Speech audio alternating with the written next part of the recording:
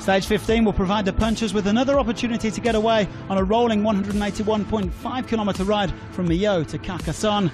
The Category 1 Pic du Nord makes its first Tour appearance, with the summit coming around 40k from the finish line. There are bound to be attacks on the sweeping descent towards Carcassonne.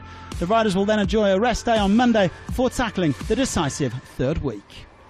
Well, the Millau Viaduct providing a stunning backdrop for the day's early action. At 343 metres, it's even taller than the Eiffel Tower.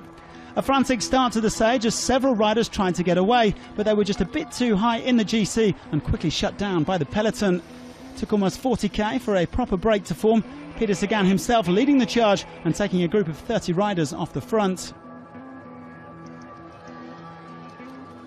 On the day's second climb, local rider Lilian Calmejean decided to go it alone, and he quickly opened up a 1 minute gap over the break, coming over the summit alone. The 25-year-old, who soloed to victory on stage 8 last year, was soon reeled in again. But his Direct Energy team would be on the move soon, as they have been pretty much every day of this Tour de France. The peloton just letting the gap swell out to around 10 minutes with 70k to go. Calmejean's teammate Fabien Grelier the next man to try his luck, and he was soon joined by another Frenchman, Julien Bernard, as they headed towards the day's big climb, the Pic du Nord. 12.3 kilometres at 6.3%, an ideal hunting ground for strong climbers. For example, Rafał Majka, winner of the polka dot jersey in 2014 and 16.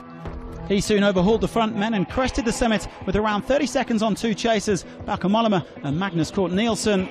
Dan Martin, meanwhile, looking to recover a bit of time in the GC. He was around 7 minutes off the pace.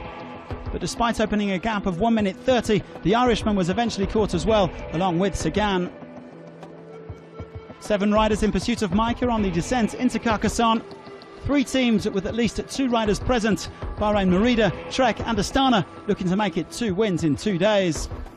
He caught up with the pole 14k from the finish line. And in the end, it was a 3-horse race between Mollema, Cort Nielsen and Jon Izagirre. The other riders just easing off on the approach to Carcassonne. Into the final few kilometres, and on paper Cort Nielsen was the strongest.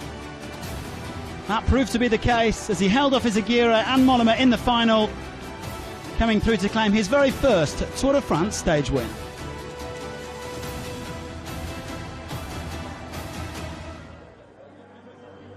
Well, just like his teammate Omar Fraile yesterday, Cort becomes a stage winner on the Tour on his debut.